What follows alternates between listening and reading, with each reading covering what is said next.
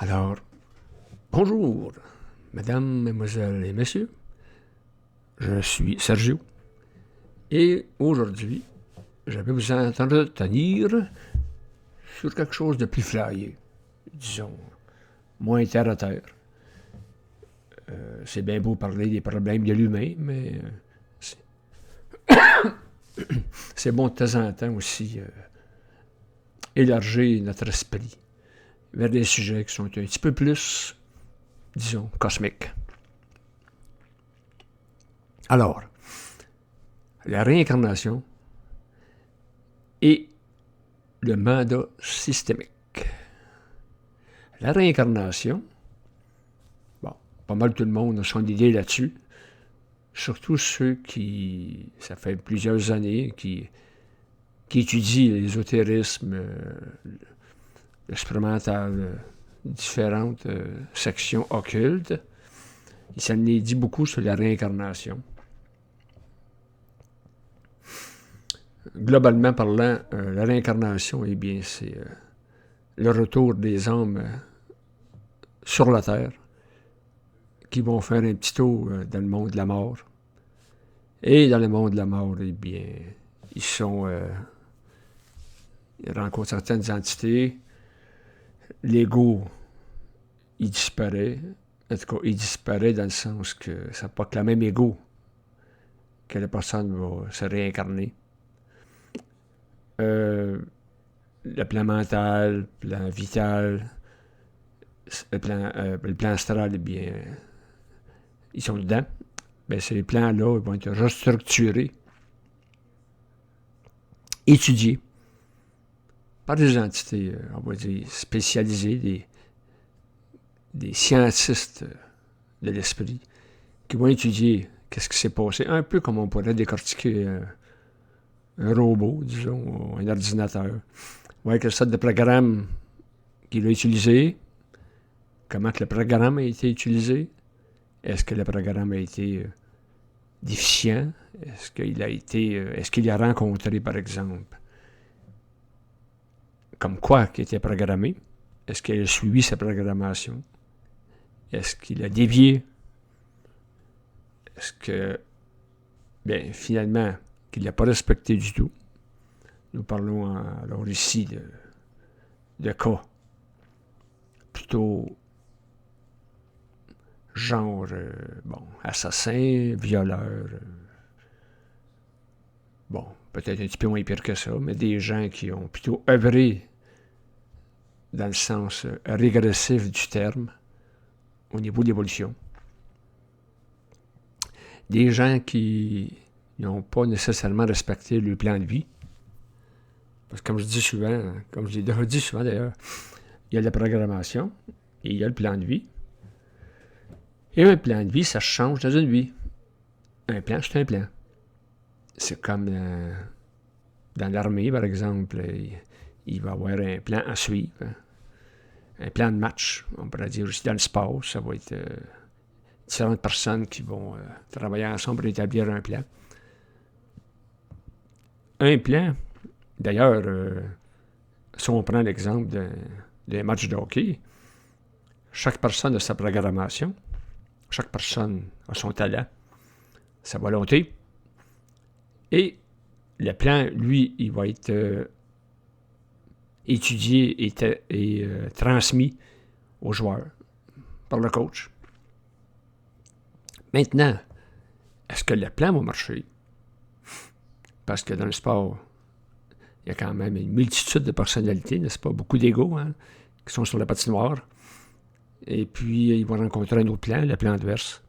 Donc, un plan, nécessairement... Mais là, je vous parle du plan collectif.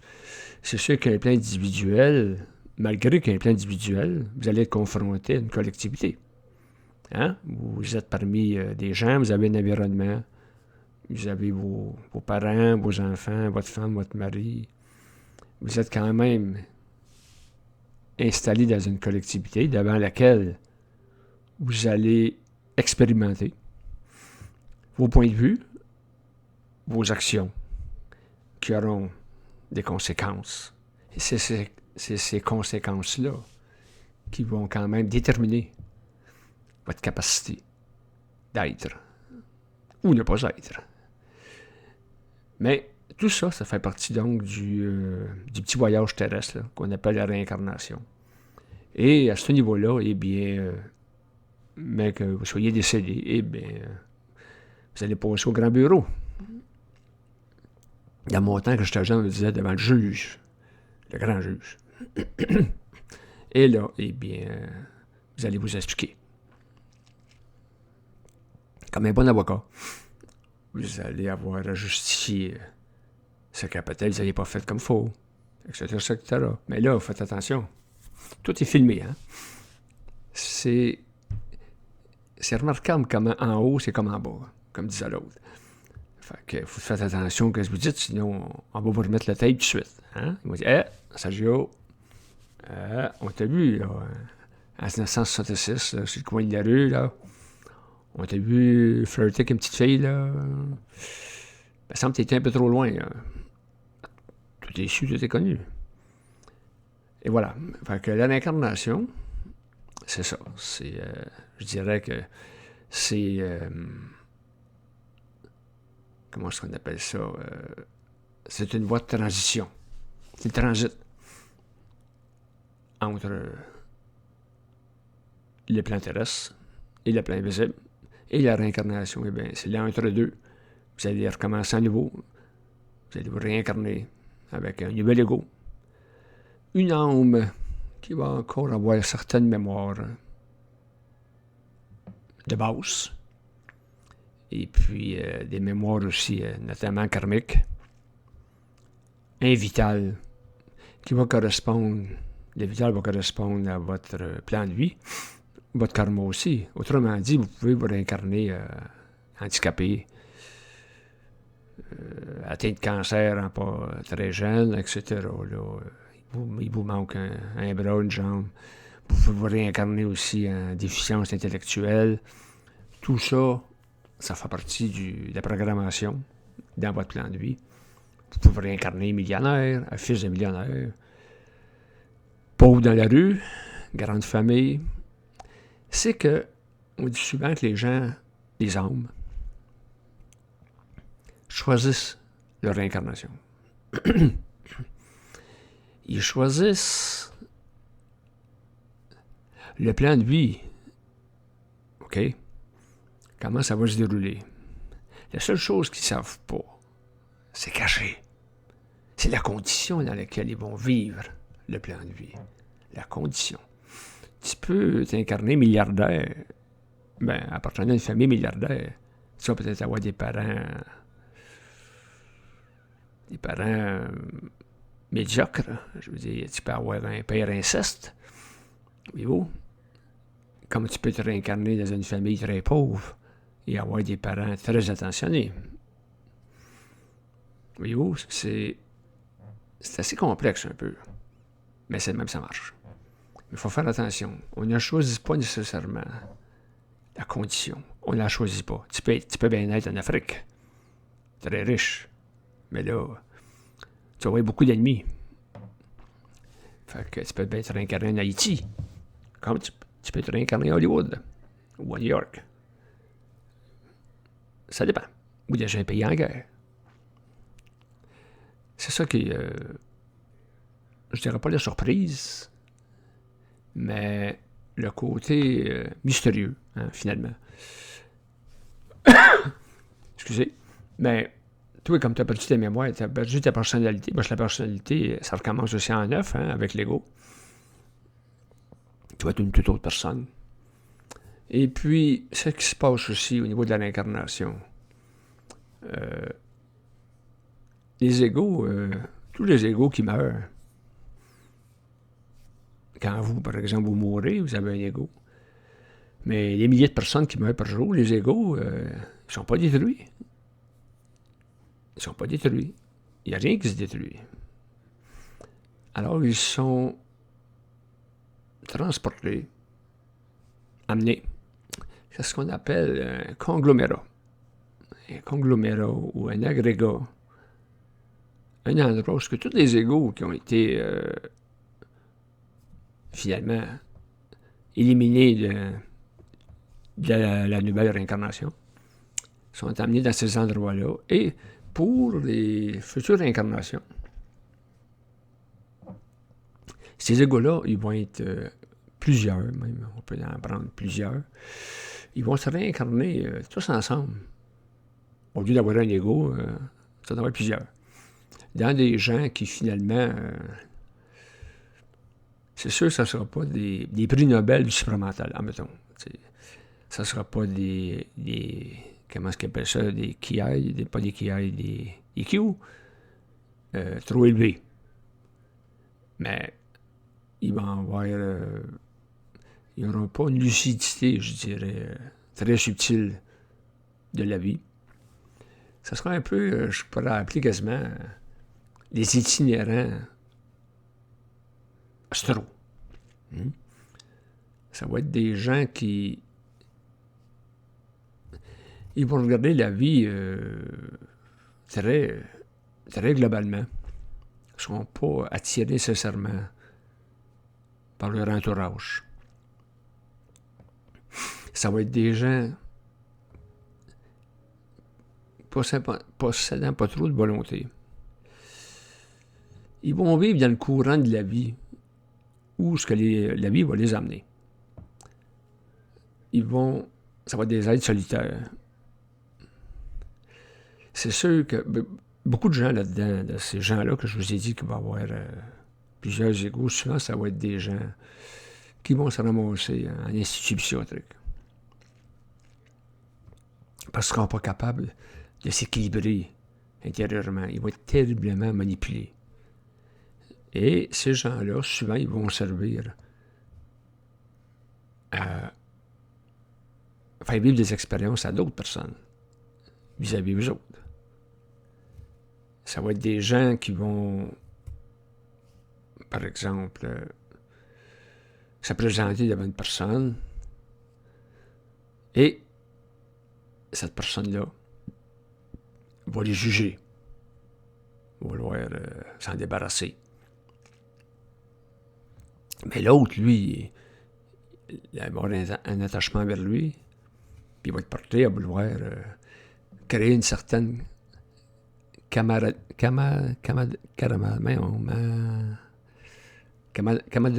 être camarade avec. L'autre ne voudra pas, puis ça va amener à des jeux d'ego quand même assez importants. Surtout pour celui qui va être touché par ça, quel sorte de regard qu'il va avoir vis-à-vis la personne n'est plus ni moins désorientée. Toutes sortes de choses comme ça dans la vie. Mais ce ne sera pas des méchantes personnes. C'est des personnes qui vont être un peu déséquilibrées un peu. Mais pas nécessairement méchantes. On pourrait dire que c'est des gens fuckés. C'est des gens qui peuvent prendre de la drogue. C'est des gens qui vont vivre en eux un certain vide. Mais ça fait partie de leurs expériences aussi. Je pourrais vous dire que ce sont des gens qui vivent un karma, nécessairement. Et au travers de ce karma-là, eh bien, ça sera à eux, au travers de leurs expériences, de se développer, afin d'éliminer beaucoup d'ego entre eux, pour ne finir qu'avec un ou deux, leur vie. Ils vont avoir des chances de le faire. Ils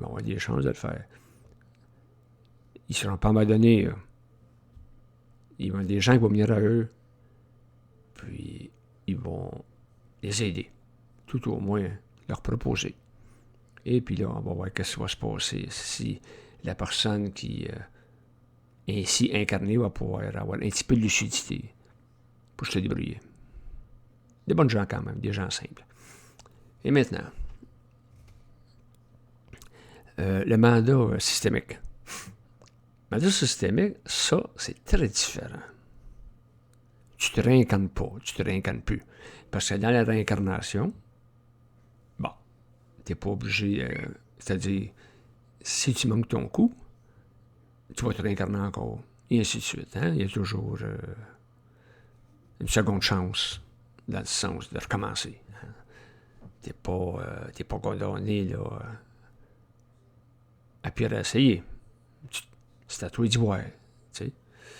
Mais dans le mandat systémique, c'est très différent. C'est que tu as un mandat à faire. Tu as une mission cosmique. Et dans un mandat, tu n'as pas le choix. Il faut que tu réussisses. Tu n'as pas le choix. Les Aériens, ça a été un mandataire systémique. Bon, je n'ai pas tout ça dans la tête, là, des grands personnages, là, des initiés, finalement. Moïse, Seigneur. Tu peux avoir des gens qui... Je vais prendre le cas, pour bien comprendre. Je vais prendre le cas d'Einstein, par exemple, qui, lui, a suivi quand même quelques réincarnations, parce que tu n'es pas obligé d'avoir réincarné pendant 800 fois, là, pour être quelqu'un qui est assez branché. Parce que c'est environ la moyenne, ça. Il paraît entre 500 et 800 fois. Mais ça peut être bien en bas de ça aussi. Sauf qu'il y a des gens, comme Einstein, qui étaient en avant de son temps. D'où le fait qu'il est devenu un très grand scientifique. Et ces gens-là, eh bien, sont déjà dans un mental très bien développé. Plus haut que la moyenne. Et puis, eux autres, ils ont peut-être juste une ou deux incarnations. Fait que eux autres aussi, mais qui arrivent de l'autre bord, ils vont pouvoir avoir des mandats aussi systémiques. Parce qu'il faut savoir que la lumière, les êtres de lumière, c'est pas tous des gens égaux. Il n'y a plus d'égaux, mais il n'y a pas tous des gens égaux. Les résonances sont différentes. Les vibrations, c'est pas tout égal. Alors, ceux qui sont plutôt, on dirait, des lumières naissantes, eh bien, ils peuvent faire un petit tour sur la Terre, comme ça, comme initié, on va dire. Je dirais initié secondaire. Tu as des étapes, tu as des grades, comme dans l'armée, tu as des grades. Et puis, accomplir des missions. Les missions, habituellement, c'est toujours pour changer quelque chose dans notre monde. Dans le cas d'Einstein, mettons, ça a été d'avancer la science. Il y a beaucoup.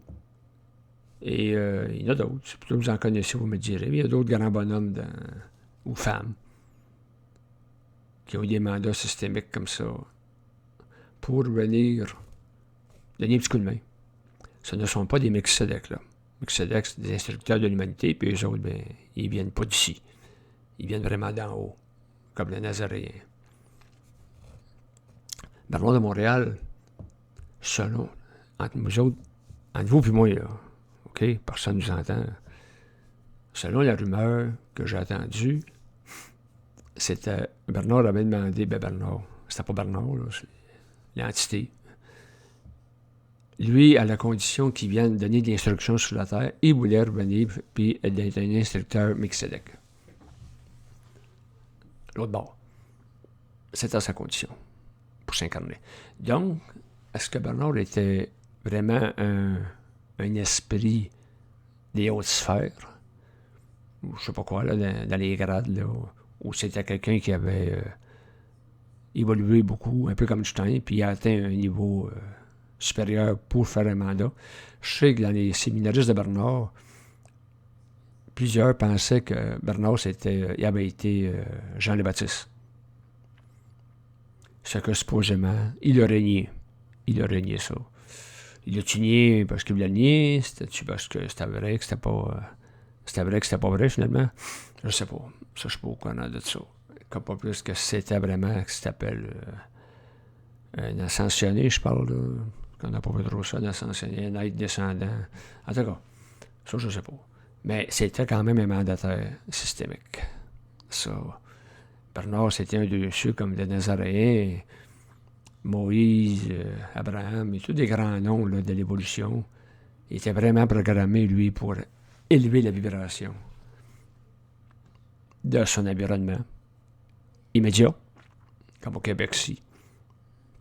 Et on sait qu'aujourd'hui, son instruction, elle se répand dans le monde, de différentes langues, surtout en Europe francophone. On le sait, beaucoup de Français suivent Bernard. Et son mandat s'accomplit.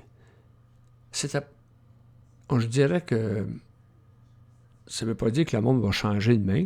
D'ailleurs, l'évolution, c'est individuel, hein, comme Bernard le disait.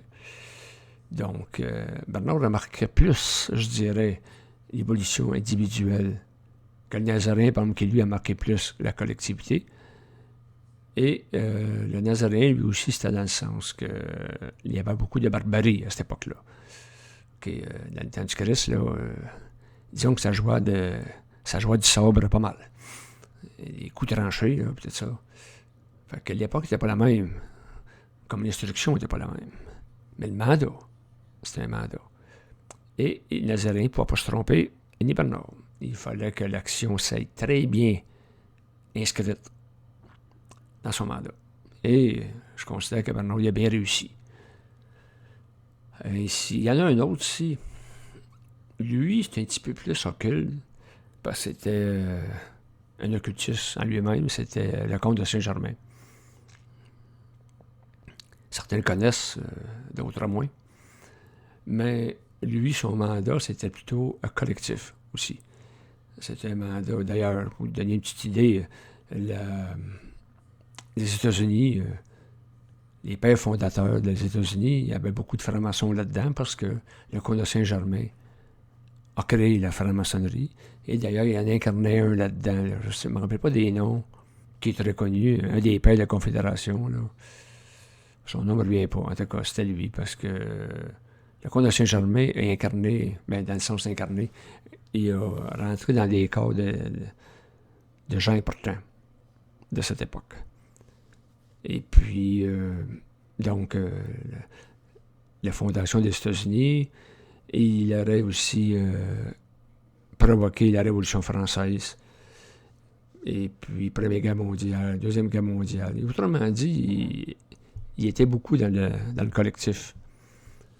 Et puis, lui, le comte de Saint-Germain, eh bien, il s'incarnait. Quand je dis s'incarnait, là, il prenait un corps dans différentes époques. Et puis, c'était son but à lui. Puis, lui, le comte de Saint-Germain, eh bien, contrairement à d'autres initiés, lui, il a comme plafonné dans le sens que son esprit ne pouvait pas traverser, on va dire, le plafond pour se rendre en éther, par exemple, en éthérique, parce qu'il était le maître du monde. Le comte de Saint-Germain. D'ailleurs, comme je vous disais tantôt, il a créé la franc-maçonnerie et il a créé aussi son contraire qui était Rose-Croix. Il fallait qu'il fasse la polarité entre les deux. Et il a créé aussi d'autres organisations occultes. C'est un gars qui était très occupé. Mais là, qu'est-ce que je vous dis là? Ça date de plusieurs années. Je ne sais pas si finalement il a franchi le plafond. Mais c'était un autre gars qui avait un mandat systémique. Et dans le mandat systémique, comme je vous disais tantôt, tu ne peux pas te tromper. Et puis, c'est clair. Mais il faut dire que la qualité de l'être-té de ces personnages, c'est assez bien développé, n'est-ce pas? Ils savent ce qu'ils vont faire. Où est-ce que je veux l'emmener, c'est vrai. Et c'est très important. Donc, c'est des êtres, entre guillemets, je dirais pas supérieurs, mais très branchés, finalement, très bien branchés. Mais il y a une petite brèche. Il y a une petite brèche. Parce que ce qui arrive, c'est quand tu... Même si tu pars d'un plan supérieur, tu t'incarnes sur un plan inférieur, tu es obligé de vivre la vibration d'ici. Autrement dit, tu n'as plus le même contact, admettons, avec le cosmos en l'air, avec l'éther. Tu peux pas l'avoir, parce que c'est pareil comme, j'ai déjà expliqué, c'est pareil comme un cellulaire. Si tu t'en vas dans le bois, tu n'as plus de réseau. Fait que tu peux pas appeler personne. Faut que tu te débrouilles tout seul. Fait que c'est ça. Fait que la venue sur Terre, t'es loin. T'as beaucoup d'astral, hein? Il a fallu que le personnage descende à travers la vibration éthérique, à travers la vibration astrale. Et c'est là que tu perds un peu de ton énergie créative. T'en as encore beaucoup. Comme Bernard, on en avait beaucoup. Mais Bernard avait des défauts. Les Nazaréens aussi, le Bernard. Saint-Germain, il y en avait. Moïse. T'as pas le choix. Tu vibres plus la pureté, si on peut dire, éthérique. Il y a un certain aussi, je dirais pas un karma, mais une certaine contrainte qui fait partie de ton personnage humain. Et il faut que tu négocies avec ça. Même les initiés ont eu des contraintes. Et des fois, ils s'accrochaient dans leur lacet. Mais un initié a toujours, contrairement à un humain inconscient, ou même conscient, mais pas initié, l'initié va avoir beaucoup plus une action rapide pour régler son problème, ou il va en prendre conscience presque instantanément. Et ainsi, éviter la petite brèche, là. Éviter... il ne tombera pas dans un piège astral, ça c'est sûr. Mais il peut, selon la situation peuvent être très contrariantes. Très contrariantes. C'est là que ça peut venir le chercher. Ça veut dire que quelqu'un, par exemple, parce que même si tu es un initié, tu peux avoir du sentiment, tu peux avoir... Bon, mettons un exemple. Un homme va rencontrer une femme et les âmes vont bien se rencontrer, les égaux. L'initié, il doit faire attention. Et je dis tomber en amour. Il faut qu'il fasse attention. Parce que lui, son but, c'est pas venir faire des enfants ici, là. Son but, c'est de faire sa mission, s'en aller.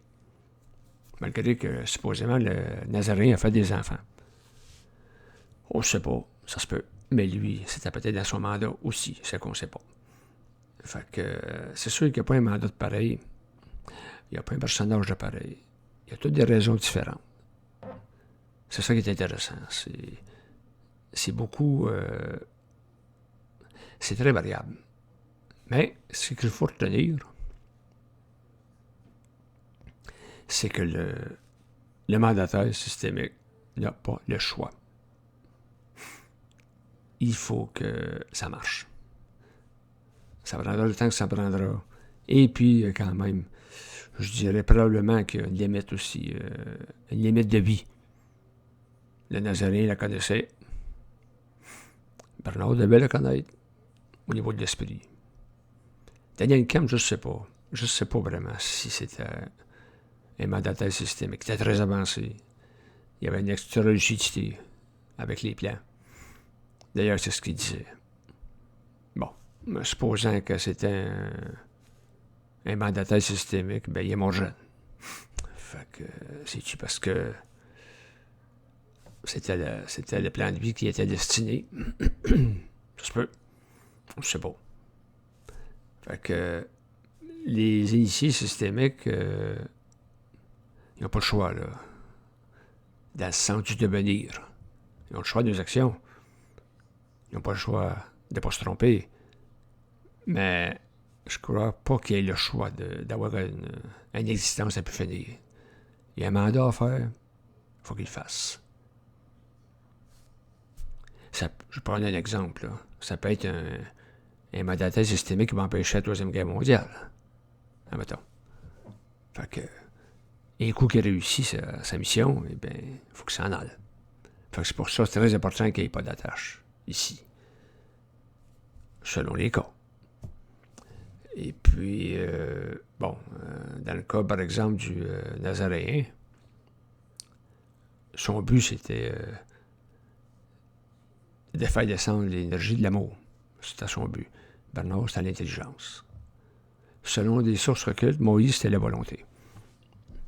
Alors, dans le cas de Jésus, eh bien, il ne pouvait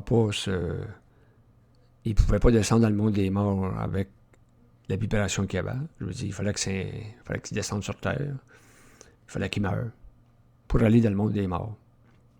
Mais, en tant qu'humain, dans ce sens-là, c'est pour ça que je vous disais tantôt qu'en tant qu'humain, sa vibration était beaucoup plus diminuée, on va dire, au plan de la lumière. C'est pour ça qu'il pouvait aller dans le monde des morts. Parce que lui, à partir des plans éthériques, il n'aurait pas pu aller dans le monde des morts. Le monde des morts aurait été brûlé sur place, calciné. La combustion. Fait que ça, c'est la raison. Et pourquoi il a fallu qu'il vienne sur Terre. Et la raison pourquoi il était dans le monde des morts, eh bien, c'était pour inverser la polarité. La polarité, dans le sens qu'il élevait la fameuse quarantaine qui avait été imposée par son papa pour couper les liens universels, les circuits universels divins vis-à-vis l'humain. Bon, c'était tout arrangé avec le début. Pour que l'humain, il fallait que les différentes collectivités humaines évoluent, à partir de la race adamicale jusqu'au Nazaréen. Et il fallait vraiment que le paradigme change. Il fallait que la polarité s'inverse dans le sens que l'homme, pour la première fois, il avait un contact avec le circuit universel, l'ajusteur de pensée. Il n'y en avait pas avant. Il faut dire qu'avant, à part des initiés, bien sûr. Mais il n'y en avait pas. Et avec ça, vu que les circuits universels étaient réinversés, pas les circuits universels, mais la polarité avait été inversée, la quarantaine, ça permettait à l'individu, d'avoir un contact avec l'ajusteur de pensée et aussi la vibration du double. Et autrement dit, l'humain était organisé, outillé pour enfin évoluer sur un plan beaucoup plus intelligent. Sa vie. Ça ne change pas grand-chose. Il y en a qui vont dire, ouais, mais la crise a passé sur la planète, puis ça n'a pas changé grand-chose. Pas grand changement. Bon, il y en a eu du changement. L'amour s'est répandu beaucoup. Mais c'est surtout au niveau de l'individu. Ce que Bernard a, par après, avec l'intelligence, a continué l'œuvre, de rendre les individus plus conscients. C'est tout. C'est simple. Donc, c'était le but. Et puis, oui, c'est ça, le cercle universel. Parce que aujourd'hui, si vous regardez le monde, il y a encore beaucoup de gens inconscients. Ça fait partie de lui. On n'a pas à juger. Vous soyez conscient que vous êtes, je dirais pas chanceux. Il n'y a pas de chance, ça n'existe pas, mais soyez content de faire partie peut-être d'une race de gens qui a une certaine manière de concevoir le réel très individuellement, de façon intelligente, avec amour, et être capable de vous relier à votre rayon. Ce que la collectivité en général ne peut pas faire. Mais il faut respecter ces gens-là. Mais vous, comme moi, tous ces gens-là qu'on est dans une étude expérimentale, faisant partie de notre vie. Il ne faut pas être sûr d'être sûr. Je dis dans le sens qu'on est correct, qu'on est sauvé. Non. D'ailleurs, la question, c'est pas de se sauver, là, mais dans le sens qu'on a encore beaucoup de marche à monter pour atteindre le statut de la médaille d'or. Mais ça, c'est chacun de nous à y voir. Pas se prendre au sérieux, mais le faire sérieusement. Ça, c'est une phrase qu'il faut que vous reteniez. Moi, j'ai la recette à tous les matins. Non, c'est une joke. Mais, quand même. Alors, je vous laisse là-dessus. Je remercie les abonnés de YouTube qui font des commentaires. On dit que ma voix est apaisante. Tant mieux. Je l'apprécie. Et aussi les membres de mon groupe Facebook, que j'apprécie aussi beaucoup. Fait que je mets toujours mon email en bas et puis mon compte de Facebook, si vous jamais voulez ni me rejoindre ou ni partager avec moi, vous êtes les bienvenus. Si vous avez des questions, c'est toujours les bienvenus aussi, ou des commentaires. Alors, je vous laisse là-dessus. Ça a été le sujet du jour. Je ne sais pas lequel je vais parler la prochaine fois, mais on va voir ça. Et je vous dis à une prochaine.